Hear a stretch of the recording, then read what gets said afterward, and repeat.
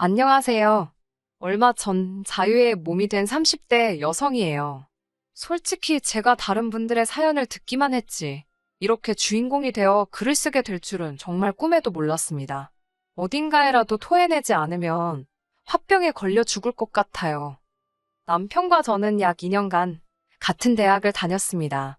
아주 가까운 사이는 아니었어도 입학 직후부터 연락이 끊어지기 전까지는 가끔 밥도 먹고 술도 마시는 친구였지요. 하지만 2학년 겨울방학이 끝나갈 무렵 남편은 소리 소문 없이 군대에 가버렸고 저 또한 다른 대학교로 편입을 학교를 자퇴했네요. 이후로는 솔직히 굳이 연락할 이유가 없기도 했고 그렇다 보니 사실상 거의 연락이 끊어지다시피 되었고요. 그런 남편과 다시 연락이 닿게 된 건 4년 전 겨울이었습니다. 편입을 하기 전 다니던 대학에서 친하게 지내던 친구들과 모처럼 술자리를 갔던 날이었어요. 그리고 그 친구들 중에는 남편과 여전히 연락을 하고 지내던 친구가 있었고요. 오래된 친구들끼리 모여서 이런저런 이야기를 하다 보니 남편 이야기가 나왔고 어쩌다 보니 분위기가 불러내자는 식으로 흘러가더군요. 다시 말해 저랑 남편을 이어준다거나 그런 생각으로 불렀던 게 아니라 분위기에 휩쓸려, 게다가 마침 남편이 저희가 모인 장소에서 멀지 않은 곳에 있었기 때문에 즉흥적으로 이루어졌던 일이지요. 하지만 막상 남편이 술자리에 도착했을 땐 저를 제외한 다른 세 친구는 이미 취할 대로 취해 있었고 그렇다 보니 남편과 저 단둘이 늦게까지 이런저런 이야기를 나누게 되었습니다. 나이도 먹고 둘 다 사회인이 되어서 그런 건지 대학교 때와는 또 다른 느낌이더군요. 얘랑 나랑 이렇게 말이 잘 통했던가 싶을 정도로 대화가 끊어지지 않았네요. 어느덧 시간이 흘러 모두들 각자 집으로 갈 준비를 하는 찰나에는 남편이 가끔 같이 밥이나 먹자며 제 연락처를 물어보기까지 했어요. 집에 도착하고 얼마 지나지 않아 남편에게서 잘 들어갔냐는 문자가 왔습니다. 그리고 그 문자를 시작으로 저희는 다시 이야기를 이어가게 되었고요. 솔직히 처음에는 너무 적극적으로 나오는 남편의 태도에 당황스러웠던 것도 사실이에요. 제 기억 속에 남편은 낯도 많이 가리고 조금은 소심한 사람이었으니까요. 아무튼 당시 남편이나 저나 특별히 사귀고 있던 사람도 없었기에 자주 편하게 연락을 주고받았네요. 그리고 어느 순간 깨달았지요. 먼저 사귀자고 한 사람은 없었지만 그럼에도 불구하고 연인 사이가 되어버린 남편과 제 관계를요. 주변 친구들도 너희가 사귈 줄은 몰랐다며 신기해했어요. 저희는 어느 다른 연인들처럼 가끔 사소한 말다툼 정도는 있었지만 그래도 큰 문제 없이 3년이란 시간을 함께 보냈습니다. 양쪽 부모님께서도 서로의 존재를 어느 정도는 인지하고 계셨고요. 그러다 작년 어머님께서 먼저 결혼 이야기를 꺼내셨습니다. 남자나 여자나 나이 먹고 결혼해서 좋을 거 없다며 어차피 할 결혼이면 빨리 올리라고 하셨다더군요. 솔직히 저도 나이가 30을 넘어가면서 약간의 조바심을 느끼기 시작했던 찰나라 어머님의 말씀이 부담스러운 동시에 감사하기도 했어요. 하지만 한편으로는 아쉬운 마음도 있었습니다.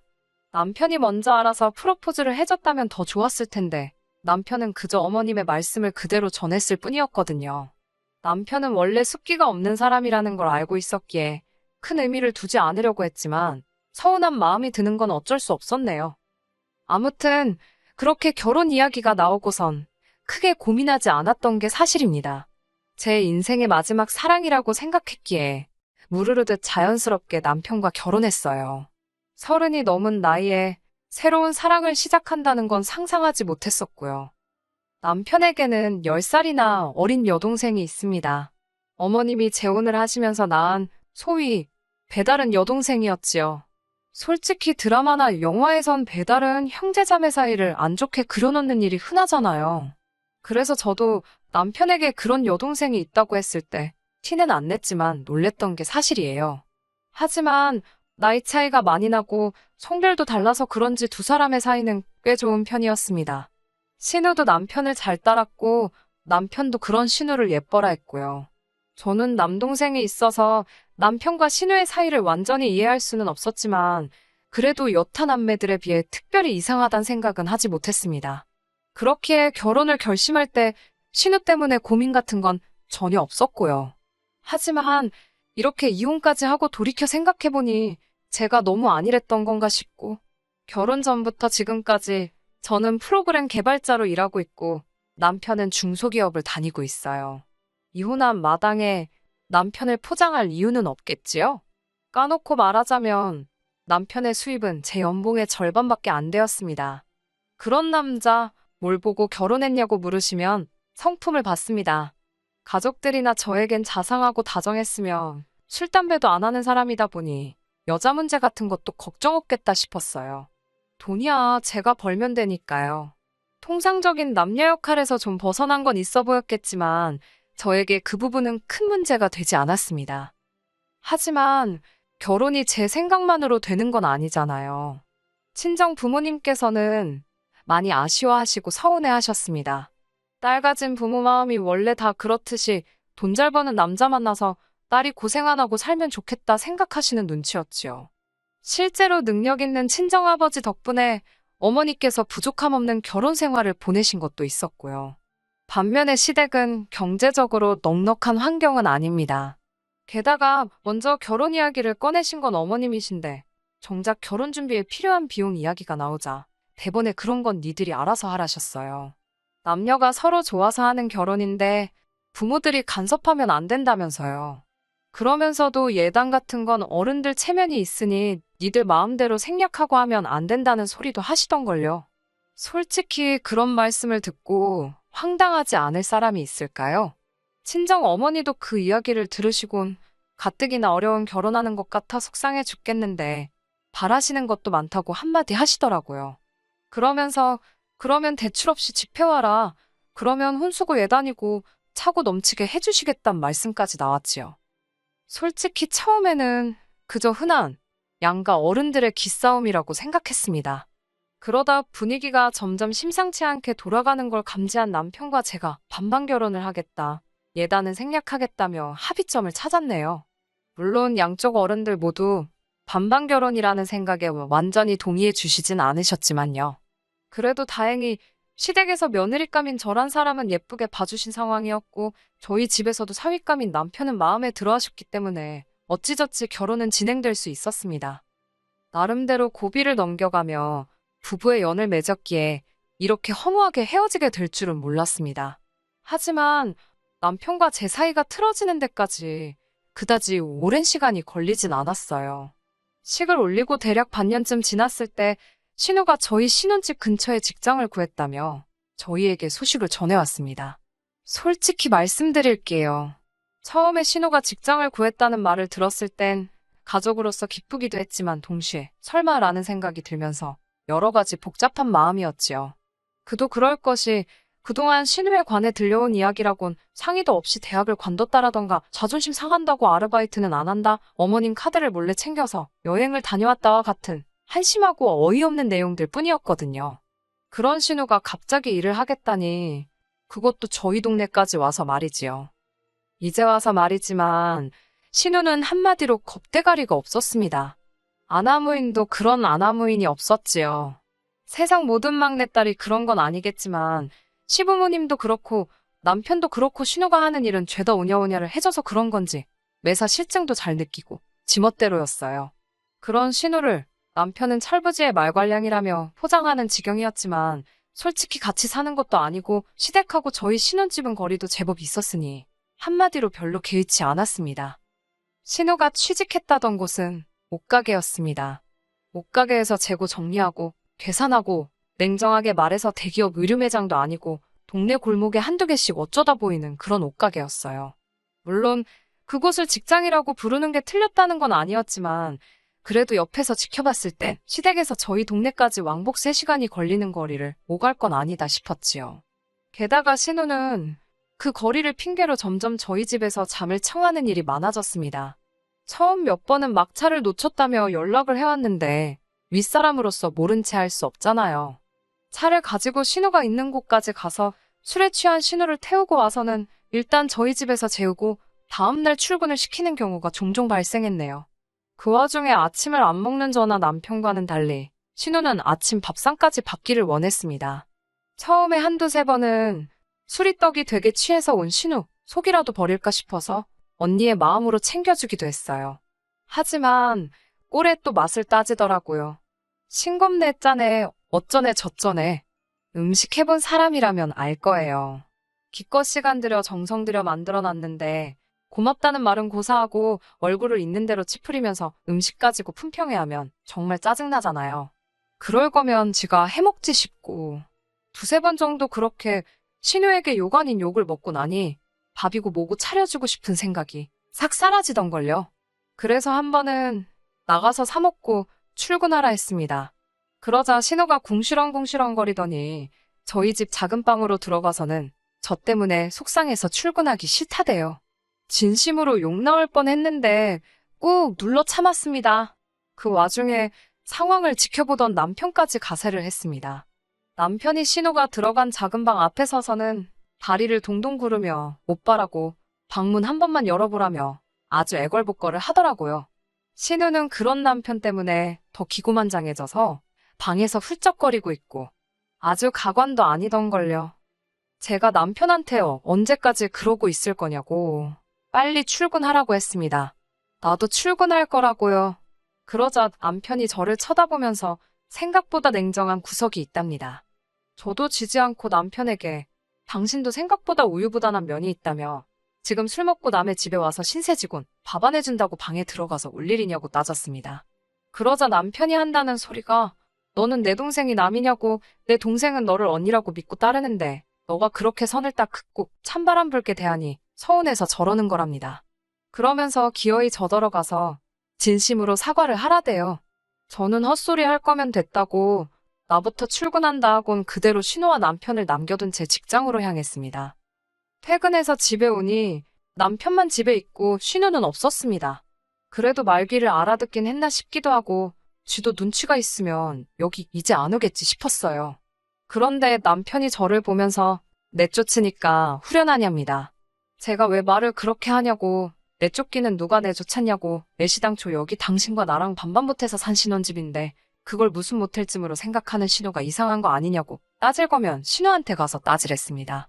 남편은 너 같으면 3시간 왕복으로 출퇴근하기가 쉽겠냐고 지도 잘하려고 하는데 몸이 안 따라주니까 그런 거 아니겠냐는데 제가 너무 열받아서 이건 뭐 싸움거리도 안 되는 걸로 시비를 걸어대니 화가 치솟더라고요.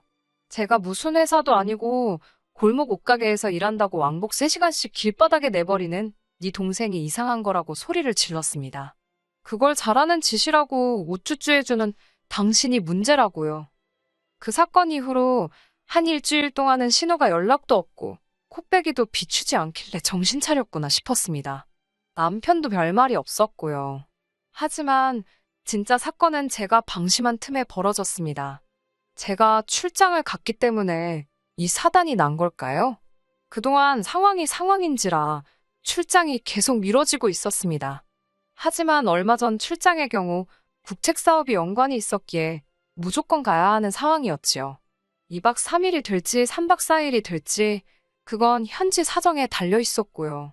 만약 일정대로 업무가 끝나면 하루는 개인 시간으로 보낼 수 있을지도 모르겠다 싶어서 남편에게는 3박 4일로 출장이 잡혔다고 이야기를 했네요. 출장을 마치고 집으로 돌아온 날이었습니다. 계획대로 사인을 꼬박 보내고 오려고 했지만 몸도 좋지 않고 친구도 남편도 없는 여행을 생각하니 그다지 내키지 않더라고요. 그래서 남은 하루는 반납하고 바로 집으로 오게 된 거지요. 그게 화근이었을까요? 정말이지 지금도 그날을 생각하면 온몸이 부들부들 떨립니다. 비밀번호를 누르고 집 안으로 들어서는데 음식 냄새가 나더라고요.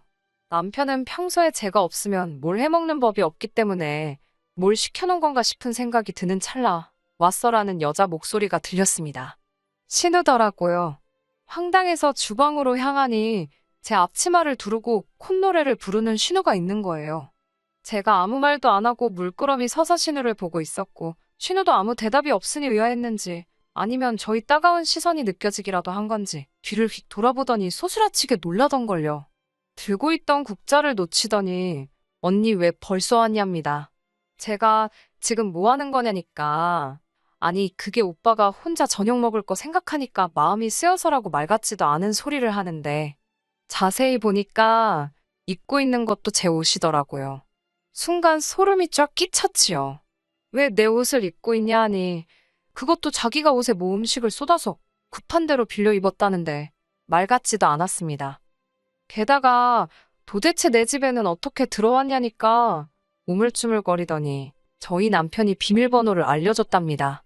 여러모로 어처구니가 없고 이건 뭐 신호가 아니라 내연녀를 잡들이 하는 기분이었달까요? 그런데 곧 현관문 열리는 소리가 나더니 누가 왔냐는 소리와 함께 남편이 보였습니다. 남편도 저를 보더니 당황해서는 왜 벌써 왔냐고. 순간 너무 더럽고 끔찍한 생각까지 별의별 생각이 다 들었습니다. 안방문을 열어보니 어지러진 침대? 이건 뭐 남편이 혼자 그랬을 수도 있지요. 하지만 당시에 저는 이성적인 판단을 할 수가 없었고 지금도 진실은 그 둘만 알겠지요. 저는 너무 역겨워서 신우한테 당장 나가달라고 했습니다. 그러자 신우가 본색을 드러내더군요. 반반명의로 산 집인데 자기가 왜 나가냐입니다. 여기에 반은 오빠의 지분도 있으니 자긴 못 나간다고요. 남편도 저에게 무슨 생각을 하는 거냐면서 저더러 지금 제정신이 아닌 것 같답니다. 남매가 갑자기 쌍으로 저를 이상한 여자로 만들더라고요.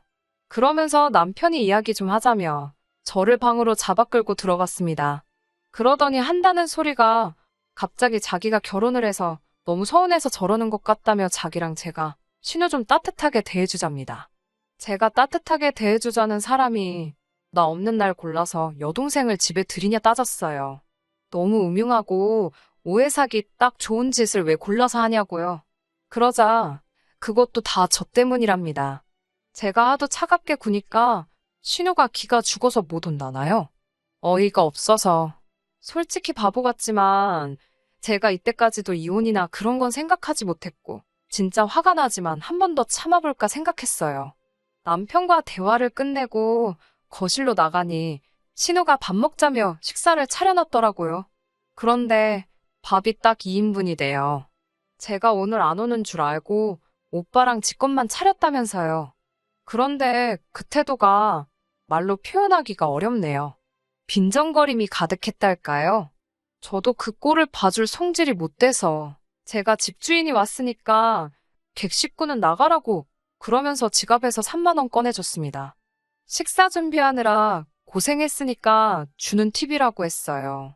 그러자 남편이 저더러 왜 이렇게 못되게 구냐입니다. 그러면서 얼굴이 울그락불그락 하는 남편을 문득 쳐다보니 이 인간은 지 동생 앞에선 그러니까 신우 앞에선 한 번도 내 편인 적이 없었다는 생각이 들더군요. 그러면 앞으로도 이 인간이랑 살면서 이런 더러운 기분을 몇 번이고 또 느낄지 모른다는 얘기기도 하잖아요.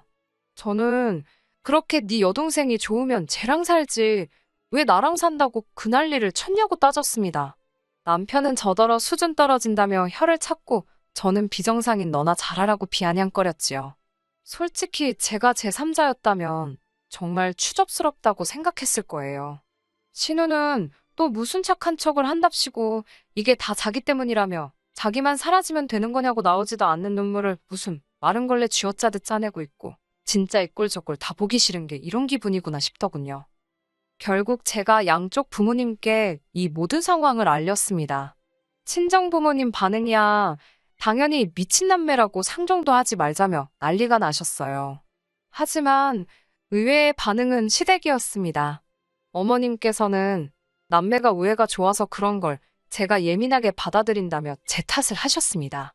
하지만 아버님의 반응은 예상 밖이었습니다. 아버님은 정말 크게 화를 내셨는데 그건 바로 장가까지 간 자식이 왜 자기 딸을 오라가라 하냐 이거였지요.